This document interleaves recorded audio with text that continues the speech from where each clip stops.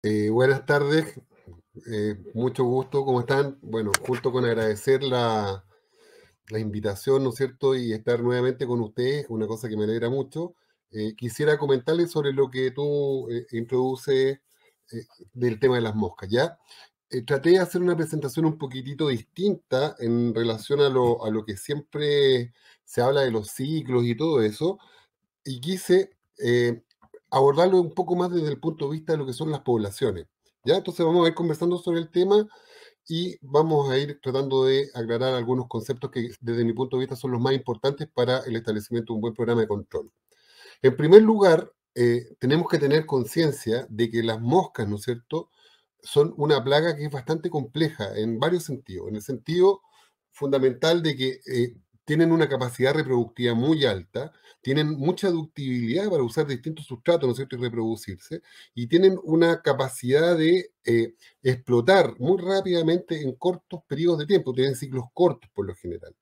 Si a eso nosotros lo relacionamos con las dificultades que muchas veces tenemos en empresas, por la experiencia que yo he visto acá en Chile, por ejemplo, en el diagnóstico de la especie que estamos tratando de controlar, ¿no es cierto? Se suman ya dos variables o dos componentes que hacen que el control se haga difícil. Si bien es cierto, las moscas son una plaga más o menos común, muchas veces desconocemos las características de una u otra especie y por lo tanto es difícil el poder establecer un programa adecuado de manejo y un programa adecuado de control. Y una tercera derivada, diría yo, que es muy importante en todos estos temas, es que a nivel mundial, acá en Chile y a nivel regional, existen cada vez regulaciones por parte de la autoridad, ¿no es cierto?, que restringen la alternativa de productos químicos o de ingredientes activos, ¿no es cierto?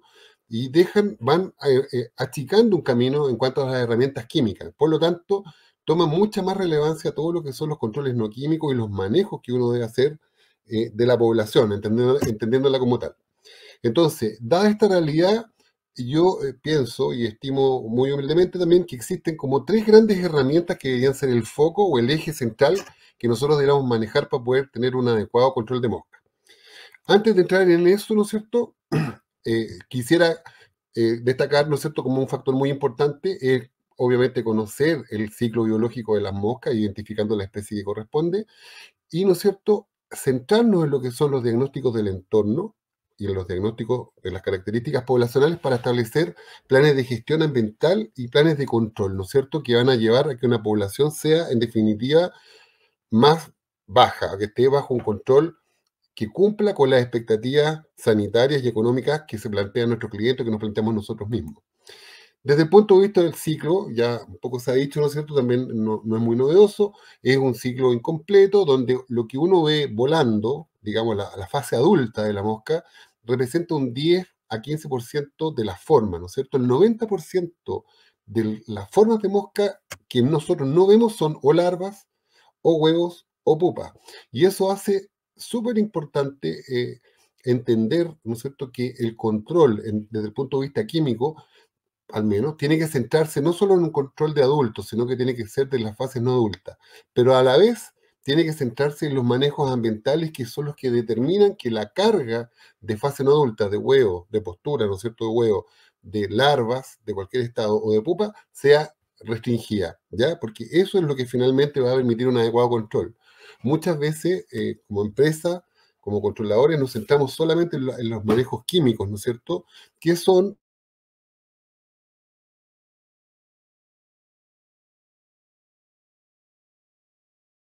entonces, debemos entender a las plagas como un problema de población.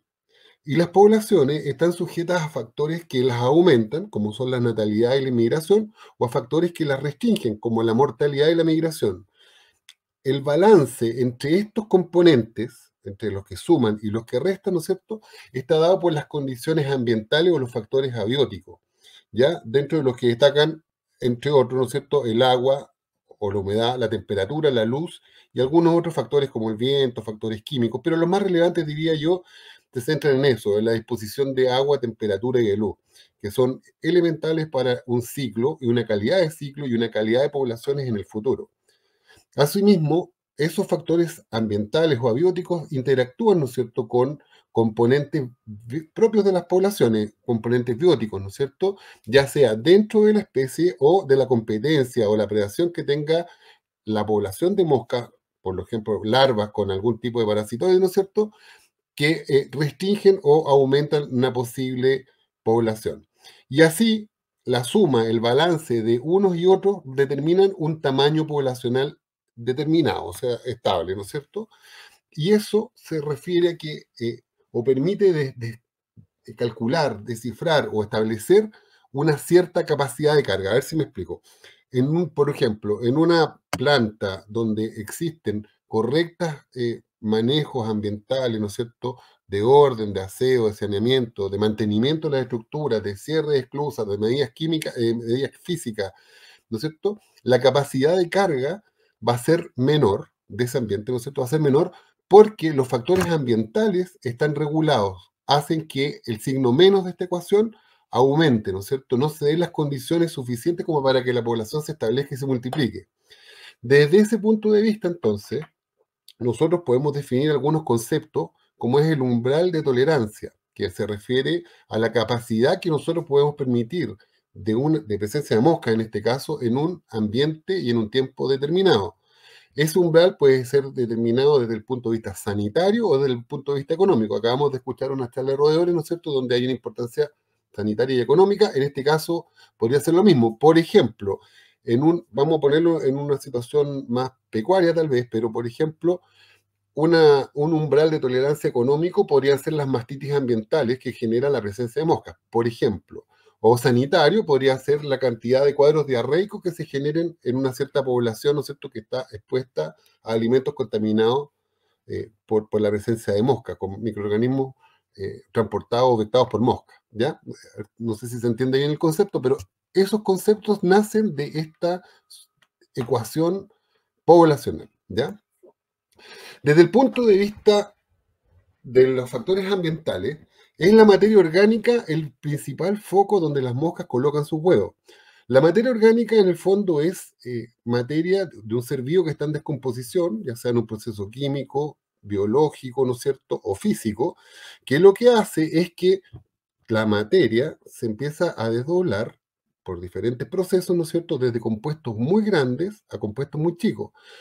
Por ejemplo, basuras, ¿no es cierto?, o restos animales que pasan de ser estructuras químicas grandes, largas, complejas, ¿no es cierto?, como la celulosa, la grasa, las proteínas, no sé, los azúcares, y que por efectos físicos, biológicos, se empiezan a desdoblar en componentes más chicos.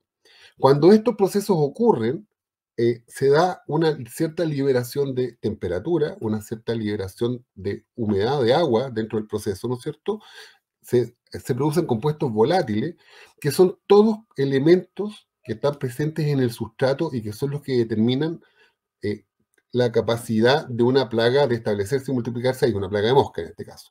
Acá coloco, por ejemplo, un ejemplo que es muy obvio, que es un gallinero, ¿no es cierto?, donde la cantidad de guano, que son restos, ¿no es cierto?, se empiezan a desdoblar en compuestos más simples y hacen que se genere olor, que haya cierta temperatura, y que es indistinta de la temperatura ambiental, humedad, ¿no es cierto?, dentro del sustrato, y hacen que una mosca llegue, se pose, coloque sus huevos ahí y comienza un ciclo.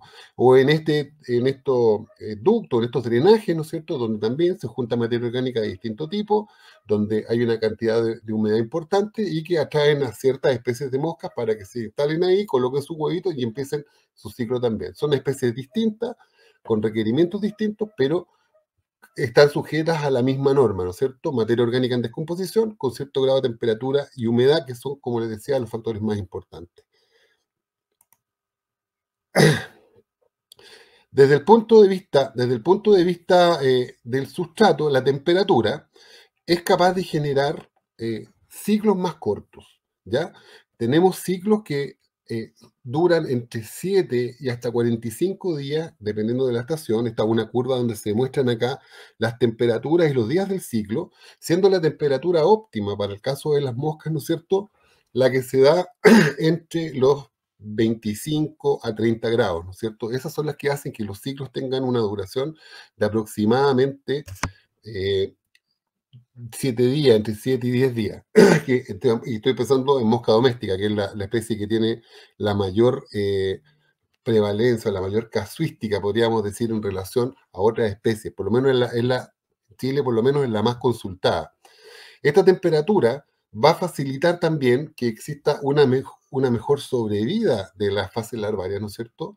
Va a generar mayor actividad por parte de las moscas, mayor capacidad de vuelo, y por lo tanto, al haber una mayor actividad y un metabolismo más rápido, va a haber también un porcentaje más de cópula y una mayor oviposición. Va a haber una posición eh, que va a ser más viable en términos de la descendencia que pueda dejar.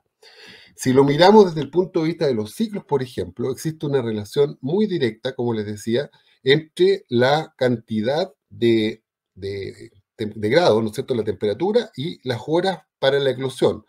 ¿Ah? El rango, como les comentaba, más óptimo está entre los 25 y los 30 grados, que es el periodo donde existe una menor mortalidad de huevos, ¿ya? Y lo mismo ocurre con la siguiente fase. Como vimos en el ciclo, la mosca tiene tres fases larvarias, larva uno, larva 2 y larva 3, ¿no es cierto?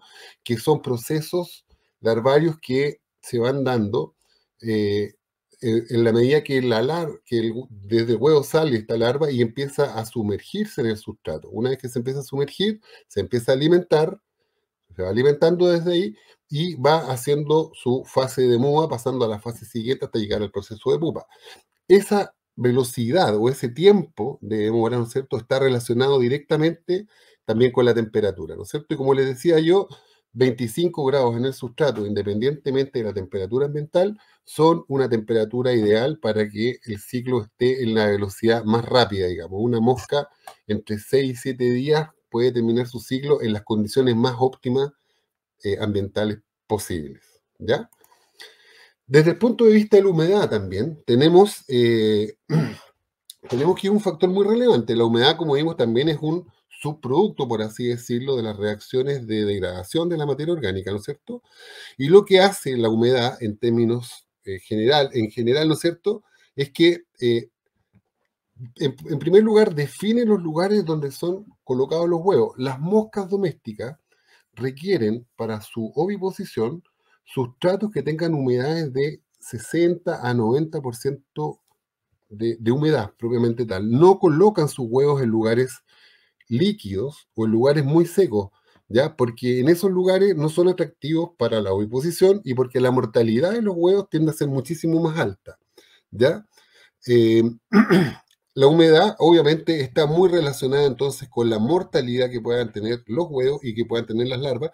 Y por otro lado, la humedad favorece también el consumo larvario porque mejora la digestibilidad del sustrato que se está alimentando.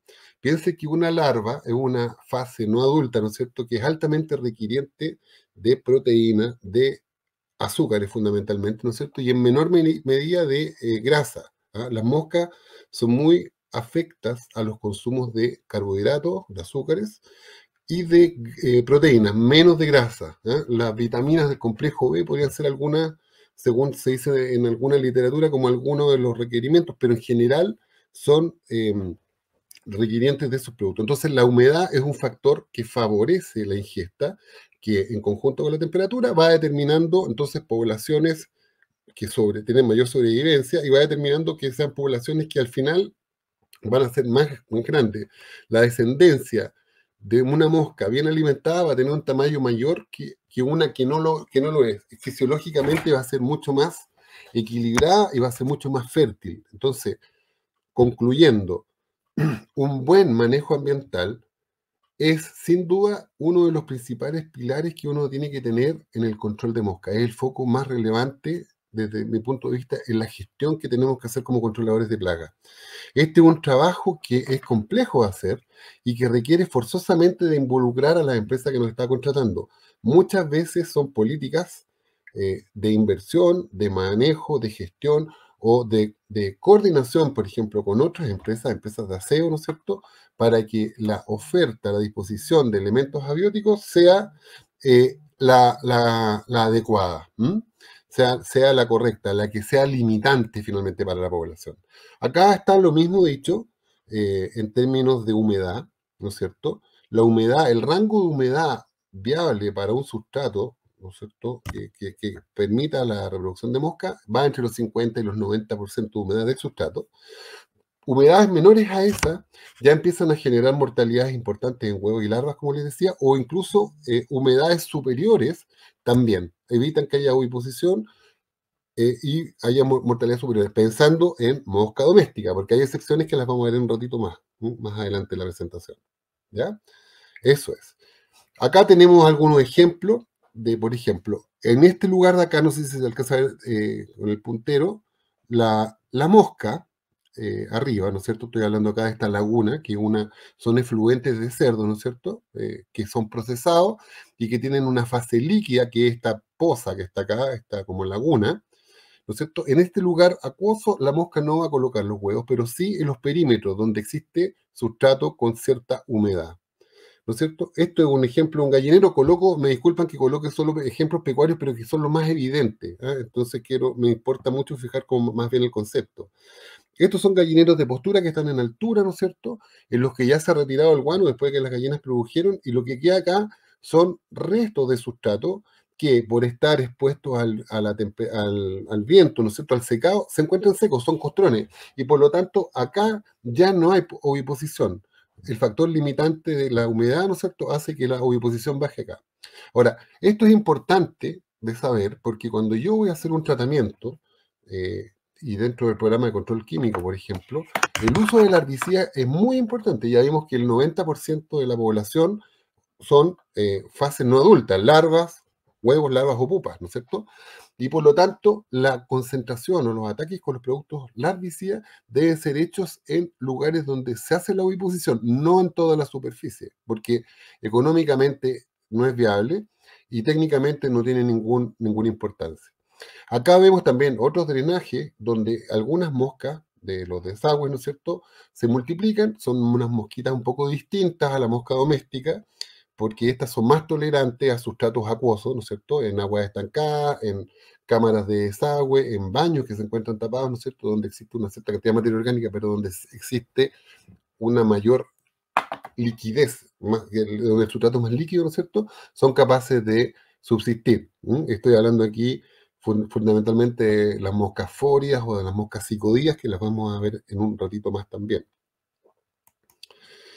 Por ejemplo, otro ejemplo que es importante, una caballeriza, acá uno encuentra la cama, que es la paja, ¿no es cierto?, con las deyecciones de los caballos, las deposiciones de los caballos, son lugares donde sí pueden generarse moscas, ¿no es cierto? Y lo vemos cuando nos toca ir a hacer servicios de control en lugares pecuarios o en lugares donde hay animales, no solamente caballos, ¿no es cierto? Las deyecciones animales son un factor importante, doméstico incluso, de generación de mosca o en drenaje, ¿no es cierto?, que puede ser tratado. En estos casos, por ejemplo, las condiciones de aseo son indispensables. Por ejemplo, el lavado con agua a presión o en algunos otros casos el lavado con detergentes no espumosos, por ejemplo, que hagan o que retiren la materia orgánica, o con el uso de enzimas, que son formas esporuladas de bacterias no patógenas, ¿no es cierto?, que se vierten acá, se siembran acá y que consumen esta materia orgánica, así que se la comen, son una muy buena alternativa para poder solubilizar, degradar estos sustratos y por lo tanto restar condiciones ambientales, condiciones abióticas para que la población de mosca se exprese. Más fotos de lo mismo, ¿no es cierto? Se fijan que cuando uno se encuentra con una población de moscas, lo que tiene aquí es una cohorte, tiene un grupo de larvas, de huevos, de pupas, es todo un conjunto de cosas, ¿no es cierto? No se olviden que los huevos son puestos sobre una superficie en lotes, en 5 o 6 lotes de 120 huevos, ¿no es cierto? De aquí sale la larvita, la larva se mete en el sustrato, y después de eso sale como pupa, y la pupa ya es inmóvil y es gruesa y tiene su estructura exterior engrosada, ¿no es cierto? Mucho más resistente a los químicos, a las condiciones físicas, ¿ya? Entonces el momento del control va fundamentalmente en la fase de larva. Además, bueno, como otras cosas importantes de lo que tiene que ver con con los factores ambientales, ¿no es cierto?, es la calidad del sustrato. Por ejemplo, en industrias productivas de alimentos, en packing de fruta, en supermercados, en carnicerías, mataderos, ¿no es cierto?, la calidad del sustrato es súper determinante para la primero para la especie que va a predominar y para las características del ciclo. Por ejemplo, nosotros nos damos cuenta que las moscas cadavéricas son demandantes de sustratos más proteicos. Y por lo tanto, si yo estoy en un supermercado, en una planta faenadora, en una carnicería, en un lugar donde haya carnes, ¿no es cierto? La oferta de proteína va a hacer que este ciclo sea más rápido, más corto en el tiempo, ¿ya? Si las condiciones ambientales, por supuesto, son buenas, no va a ser tan rápido y por lo tanto va a ser un factor limitante, nuevamente, como les decía, ¿ya? La calidad del sustrato va a generar moscas, unas poblaciones de moscas más grandes. Una mosca doméstica puede tener una diferencia de tamaño cuando está bien alimentada con respecto a otra que no, ¿no es cierto? Van a haber mejores condiciones de fertilidad. Los olores también van a ser obviamente un factor atrayente. Un factor atrayente, las moscas tienen una característica que es un efecto de agregación, que la presencia de olores, la atracción por algunos receptores que están en su antena, ¿no es cierto?, que son los receptores ionotrópicos, que son mediados por un glutamato, hacen que una mosca sea capaz de detectar a una cierta distancia los olores, acercarse, agruparse, posarse, alimentarse ahí, muchas veces copular ahí, ¿no es cierto? Y por lo tanto son factores que estimulan y que le agregan a la ecuación que yo les decía poblacional el factor de más, de suma, ¿ya? Y por lo tanto, bueno, van a también los olores, eh, van a significar una agrupación de las moscas, como les estaba contando. Eso es.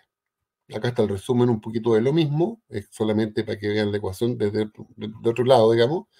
Los factores que influyen, la humedad, el calor, la calidad del sustrato, el olor, ¿ya? Y todo eso tienen estas consecuencias que finalmente significan aumento de la población cuando las condiciones son buenas. Eso es un poco como el primer pilar, que es el poblacional. ¿Qué va a pasar si las condiciones son buenas? La población se va a multiplicar y va a expresar su máximo potencial biótico hasta que llegue a un cierto límite, que es esta línea amarilla que está acá. Esa línea amarilla es el factor limitante. Esa línea amarilla es cuando el ambiente ya no permite más plaga. Y empieza a ocurrir que la población, como tal, empieza a buscar un equilibrio. Sube y baja. Hay un factor limitante y un factor creciente hasta que se estabiliza. Ese es el umbral de carga de un ambiente determinado, ¿ya? Esa es la característica de la población, que es válida para el caso de las moscas, es válido para los roedores, es válido para cualquier población. Esta cantidad o esta capacidad de carga no es tan fácil de estimar en forma numérica, ¿ya? Pero intuitivamente sabemos, ¿no es cierto?, que las reducciones de los factores ambientales van a hacer que este crecimiento exponencial sea mucho más limitado y por lo tanto todas las acciones de manejo químico, de control no químico que yo pueda hacer, van a ser más fáciles en la medida que esta línea amarilla se encuentre más abajo, ¿ya? Eso es en el fondo. Por lo tanto, y para mi gusto, este es el eje más importante. Muchas veces las empresas caen o caemos, ¿no es cierto?, en la tentación de solamente centrarnos en los productos químicos, en hablar de las ventajas de uno o de otro, sin centrarnos en este factor regulatorio que es lejos el más importante. En la medida que nosotros como profesionales y nuestros contratantes estemos conscientes de que en la oferta de agua, alimento, de refugio, de temperatura en estos casos, son un factor importante, vamos a tener mayores facilidades en la medida que sea posible y finalmente vamos a tener economías, ¿no es cierto?, en términos de dinero y en términos sanitarios también. Una segunda cosa que yo creo que es muy importante y un segundo pilar que yo creo que es importante es poder identificar la especie. Como yo les decía, las moscas son una plaga bastante común, pero muchas veces los diagnósticos que se hacen son equivocados, ¿no es cierto? Nosotros, en nuestra experiencia, nos damos cuenta de que existen algunos grupos de moscas, que serían las moscas, por ejemplo, metálicas, estas moscas cadavéricas o las moscas forenses, ¿no es cierto? Donde están las calíforas, que son estas moscas azuladas, ¿no es cierto? Lucíleas, que son las moscas verdes, ¿no es cierto? O sarcófagas, que son estas moscas grises, que tienen como patrón de conducta o como característica en general de que son moscas cadavéricas, son usadas en temas forenses, ¿no es cierto? Se alimentan mucho de alimentos cárnicos, de proteínas, necesitan proteínas. La velocidad de su ciclo está determinada justamente por la oferta de proteínas. Mientras más proteínas, más corto. Mientras más carbohidratos pueden ser ciclos más lentos, ¿no es cierto? Son siempre contaminantes más bien externos que vienen desde afuera, ingresan a las instalaciones, a las plantas de alimento, por ejemplo. Son propias también o aparecen, o su población se incrementa una vez que han habido, por ejemplo, controles de roedores, ¿no es cierto? Y ha habido mortalidad importante de roedores, aparecen ahí colocando sus huevitos y haciendo sus ciclos, ¿ya? En términos generales, yo le diría que el control de estas moscas se reduce o se debiese centrar en la eliminación de las fuentes de carne, que a veces es fácil y a veces no es tan fácil de determinar, ¿no es cierto? Y en controles ambientales y medidas físicas que excluyan los ingresos de exteriores a interiores. ¿Ya? Los controles químicos son importantes, pero yo le diría que más bien como una medida de bajar la población. La función está en retirar las fuentes cárnicas, o sea, nuevamente en los manejos ambientales, en retirar los sustratos para que la población no se multiplique al máximo, ¿ya? Un segundo grupo de moscas son estas que están acá, que son más bien moscas de interiores, de menor capacidad de vuelo, y que están asociadas fundamentalmente a problemas de mantención, de manejo, de aseo. Si usted está contratado, por ejemplo, por un supermercado, por un hotel, no sé, por lugares con mucha afluencia, y le corresponde enfrentarse con estas moscas pequeñas, eh, es importante, ¿no es cierto?, tener una muy buena coordinación con la empresa de aseo, con el contratante, ¿no es cierto?, y con la empresa de aseo que está haciendo el servicio en ese lugar, o con el plomero, con la mantención que se haga en ese servicio, porque son evidentemente plagas que surgen de malas condiciones de manejo de aseo, malas condiciones de mantenimiento, y por lo tanto son plagas que explotan más o menos rápido. Dentro de estas están estas moscas, que es la mosca polilla, que se llama psicodida, ¿no es cierto? Que es una mosca de poca capacidad de vuelo, que tiene un ciclo corto, que no tiene ocelos. Los ocelos son unos ojitos que están en la parte posterior de la cabeza, que es bastante torpe, que es muy simple de eliminar con un químico, pero que no basta solamente hacer una aplicación química para poder eliminarlo. Lo que se hace aquí es mejorar o incrementar los procedimientos, como le digo, de mantención, fundamentalmente. Es típica de los baños, es típica de lugares así de drenaje, lo mismo que la que está abajo, que tiene un ciclo un poquito más lento. ¿Ya? Es un poquito más lento. En este caso, por ejemplo, yo les mostraba adelante unos drenajes. Estas moscas jorobadas o moscas pantaneras o moscas forias, ¿no es cierto? Son moscas que están presentes en drenaje, tienen larvas acuáticas, ¿no es cierto? Y es un lugar que requiere, o es una plaga que requiere de un buen mantenimiento por parte de un plomero, ¿ya? De limpieza, de retiro de los residuos, de esa como especie de borra, ¿no es cierto?, que queda en los desagües, en las cámaras de drenaje. Una tercera mosca, de las pequeñas y que son de las más prevalentes, diría yo, por lo menos en la experiencia que tenemos acá en Chile, es la drosófila, muy conocida también, que se usa para mucha investigación científica, ¿no es cierto?, porque tiene ciclos cortos, se usa mucho para análisis genético, que es una mosca que se alimenta de líquidos percolados de frutas maduras, típicas de los packing, como les decía, de supermercados, de lugares donde hay poco mantenimiento, de plantas donde se procesan azúcares, que al fermentar se transforman en ácido acético, ¿no es cierto?, que es la fuente de sustrato de esta mosquita. Una mosca pequeña, tampoco de mucha capacidad de vuelo, que usted la puede pesquisar porque en las trampas de luz ultravioleta, ¿no es cierto?, aparecen de repente de de una semana para otra, no un año, de una semana para otra aparece una población que se exacerbó y que se fue capturada por estos equipos de luz y que tiene que ver muchas veces con problemas, como digo, de aseo, de mantenimiento. Aquí la aplicación de productos químicos puede ser una alternativa, pero claramente el control va asociado al retiro de estos líquidos, ¿no es cierto?, a los procedimientos de aseo, de limpieza.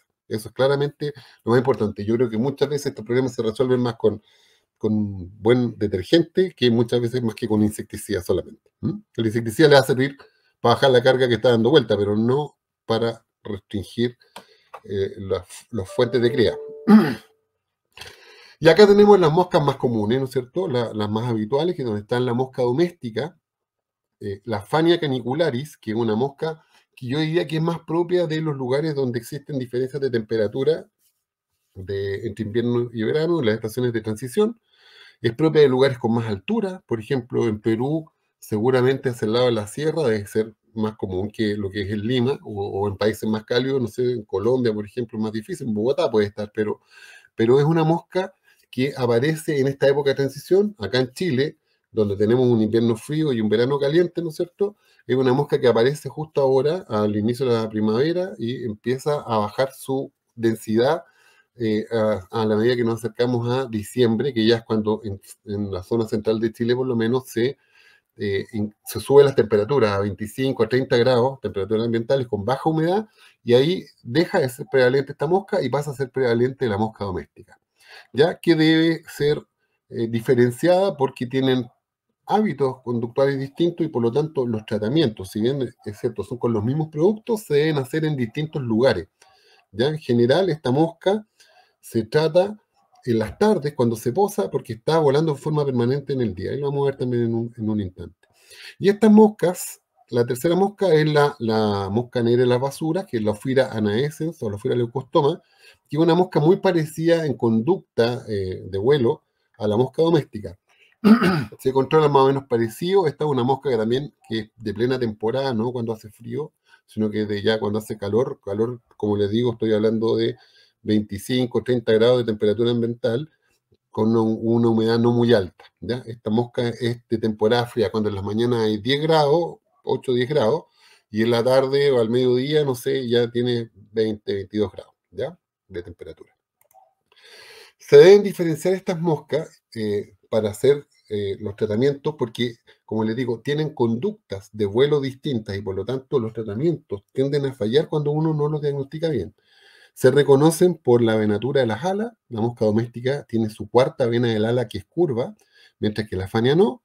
La mosca, la Ophira, no es necesario diferenciarla porque también es una mosca que se parece mucho con su conducta a la mosca doméstica. Ustedes se pueden equivocar pensando que es mosca doméstica y es Ophira, pero no pasa nada porque esas moscas están permanentemente posadas sobre superficie, sobre los lugares soleados, ¿no es cierto? Mientras que la Fania no. La Fania es una mosca que está volando gran parte del tiempo, 60, 70% del tiempo vuela, vuela, vuela en círculo, en los marcos de las puertas, en los dinteles de las puertas, ¿no es cierto? No se posa y por lo tanto los insecticidas, que son productos de contacto, tienden a tener fallas, ¿no es cierto? Porque actúan por contacto. Cuando uno aplica el piretroide, porque que es lo que más se usa, sobre el aire, digamos, la mosca se arranca por el efecto, la Fania se arranca por el efecto repelente del insecticida y después de una hora vuelve y ahí viene un reclamo, ¿no es cierto? El reclamo de los clientes. Se diferencian por eso, se pueden diferenciar también por algunas características de unas alas atróficas que se llaman alterios, ¿no es cierto? Que tienen distintas formas, distinta coloración, o por las rayitas que tienen en la parte dorsal del tórax, que no los voy a aburrir con eso, pero existen mecanismos para poder diferenciarlo. En vuelo, cuando están vivas, o en una trampa pegajosa, por ejemplo, cuando usted ve los alterios, la rayita o la nervatura de las alas. En general, y lo importante es lo que les comentaba, la Fania canicularis o la Fania scalaris, que son dos especies de la misma familia, se caracterizan porque vuelan en forma de espiral. Son una plaga compleja de las especies de mosca, es la que más reclamo genera porque es la que menos tiempo está posada, como les decía. Eso es lo importante. Por eso les estoy tratando de contar esto del diagnóstico como el segundo pilar para un buen control de mosca. Esta es una plaga en Chile que es la que genera más reclamos. Yo me imagino que en Argentina debe ser parecido, ¿no es cierto? Y en los países donde está, debe generar más reclamos. Si el controlador no es capaz de diagnosticarla correctamente, existe un porcentaje importante de tratamientos que pueden fallar, ¿ya? Y por eso se debería diferenciar de la mosca doméstica y de Ophira. Si lo vemos por el punto de vista de las larvas, ¿no es cierto? Las larvas, bueno, como ustedes saben, son ciegas, son móviles, ¿no es cierto? Tienen 13 segmentos, en los dos casos, y la larva de mosca doméstica se caracteriza porque es lisa, mientras que la de Fania tiene una forma similar, el mismo número de segmentos, pero es con unas pequeñas espículas blandas, pero son unas pequeñas espículas, como que fuera puntitas, ¿no es cierto? Como fuera con pinchos, ¿ya? Si usted la ve, ahí tiene claramente la diferenciación. Generalmente la larva de Fania está en lugares un poquito más húmedos que la de mosca doméstica, ¿ya? Eso es como dato anecdótico. Y el tercer pilar, que es lo que yo les quiero contar como para no alargarme mucho más, ¿no es cierto? Tiene que ver con la elaboración de un programa de control. Yo acá les coloco fundamentalmente lo que es el programa químico. Evidentemente, les muestro después algunas herramientas que son importantes. No tiene que centrarse solamente en lo químico. Tiene que ser el programa químico una consecuencia del diagnóstico de la especie que yo dije, que yo determiné. Tiene que ser el diagnóstico también, o tiene que ser la consecuencia de las gestiones de manejo ambiental que estoy haciendo. Y como estructura de cualquier programa de control químico, lo que ustedes necesitan siempre son tres componentes, o dos componentes en realidad, uno para el control de adultos y uno para el control de larvas, ¿ya? Pero para el control de adultos uno puede basarse en insecticidas, que son emulsiones concentradas, que son las más comunes, ¿no es cierto? Y ahí usted tiene una amplitud, con algún tipo de solvente derivado del petróleo, con solventes que son más vegetales derivados de la soya, ¿no es cierto?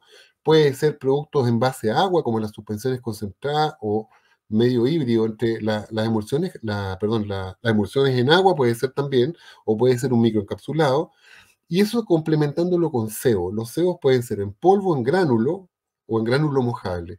La verdad de las cosas es que en estos casos no existe gran diferencia en cuanto a la eficacia, si es un gránulo o es un polvo. La diferencia está en que un gránulo se suspende menos, digamos, se suspende menos cuando uno lo está manipulando, pero en términos de conceptos más o menos parecidos.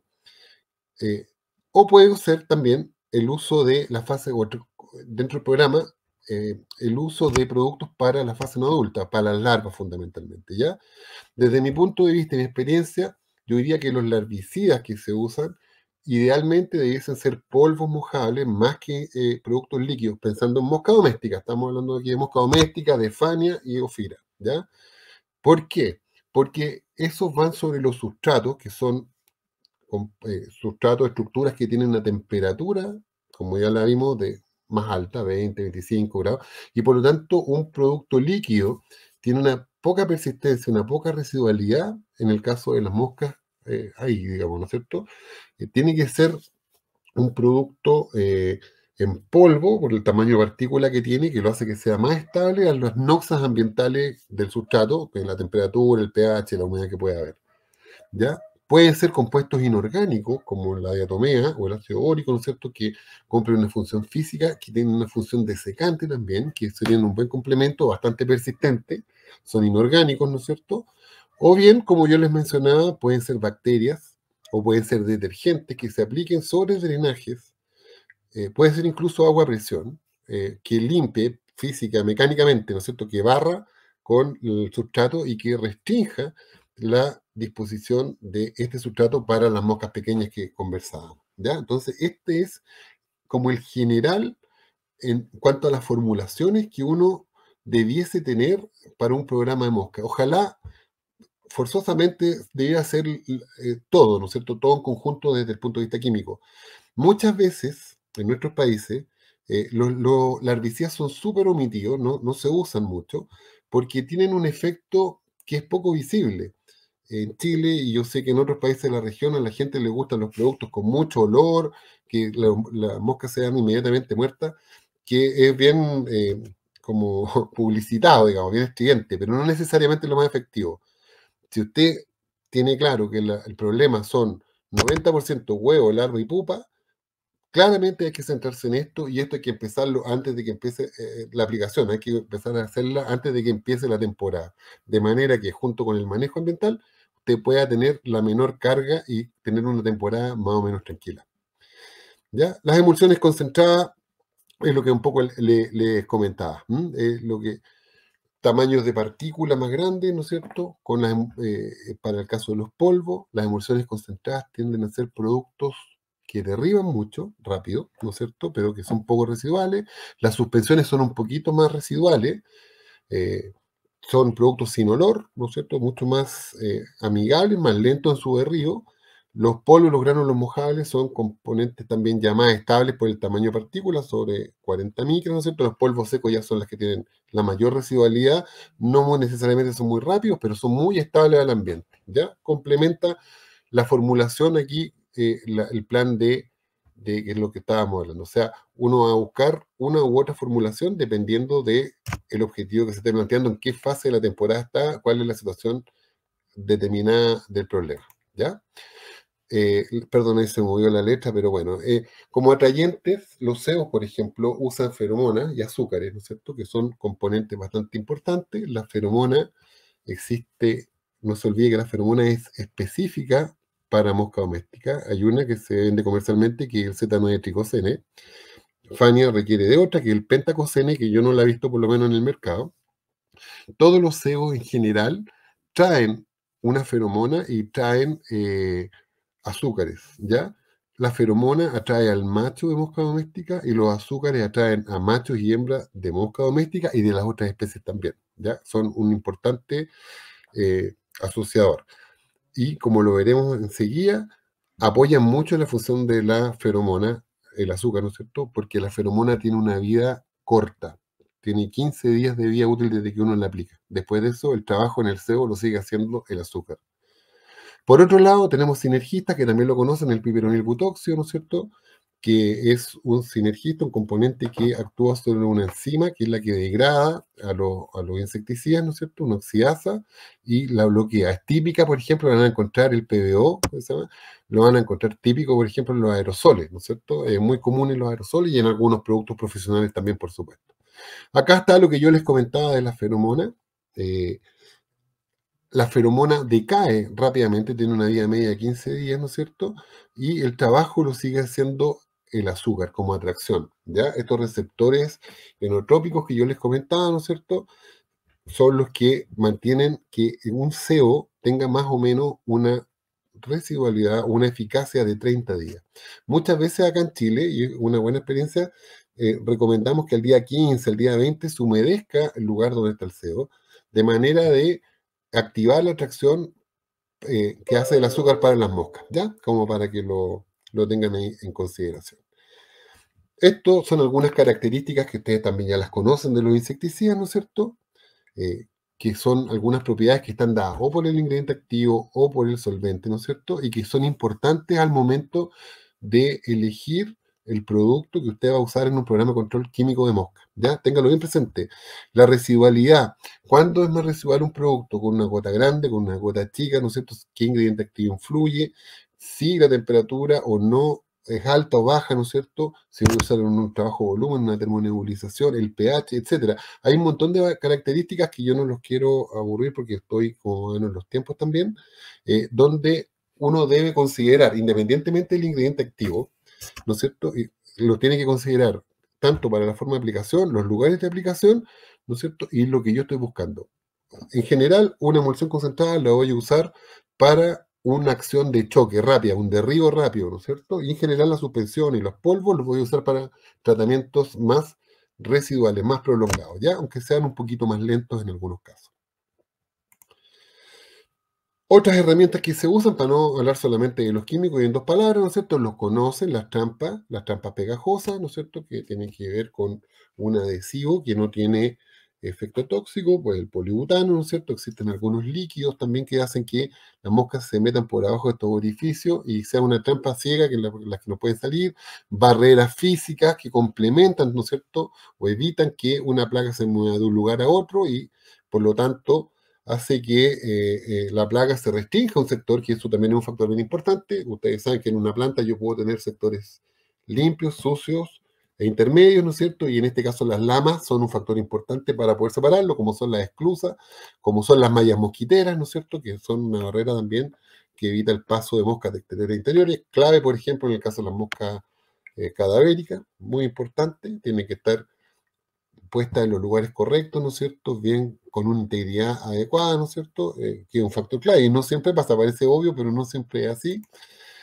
Cortinas de aire, aquí también una imagen que tomé de una empresa chilena de tecnología asociada que tienen bastante experiencia en esto, ¿no es cierto? Donde la cortina tiene que tener una cierta velocidad de flujo, tiene que tener una cierta dirección, tiene que cubrir el ancho de la puerta, etcétera, ¿no es cierto? Los equipos de luz ultravioleta también, que los conocen, uno debe manejar, ¿no es cierto?, las alturas, la ubicación. Generalmente, un tubo de 15 watts tiene una cobertura de 50 metros, que eso es importante tenerlo, claro, y también tener claro, ¿no es cierto?, que los tubos son, tienen una vía finita, hay distintos tipos de tubos inastillables, ¿no es cierto?, según la normativa, son los que están los que están predominando, ¿no es cierto?, que se cambian una vez al año, como máximo, ¿no es cierto? Y bueno, otras cosas que son menos usadas, que se han usado más bien en la parte más agrícola, ¿no es cierto?, que son los controladores biológicos, como la espalangia o como algunos ácaros macroquelios, ¿no es cierto?, u otros. No los voy a enredar con esto, ni uropodio, etcétera, que se venden y que se siembran sobre los guanos. Pero estos se usan más bien como tratamiento un poquito más preventivo, son un poquito más lentos, son una tendencia que va en aumento en algunos sectores, ¿no es cierto? Por ejemplo, en algunos lugares donde hay gallinas libres, por ejemplo, se están usando para evitar el uso de químicos y una buena alternativa, pero requieren una programación y un conocimiento distinto. Eso es lo que les quería contar. Espero haber estado claro en lo que les comentaba y bueno, muy agradecido como siempre de la invitación y a su orden para lo que ustedes necesiten con muchísimo, muchísimo gusto. Muchas gracias.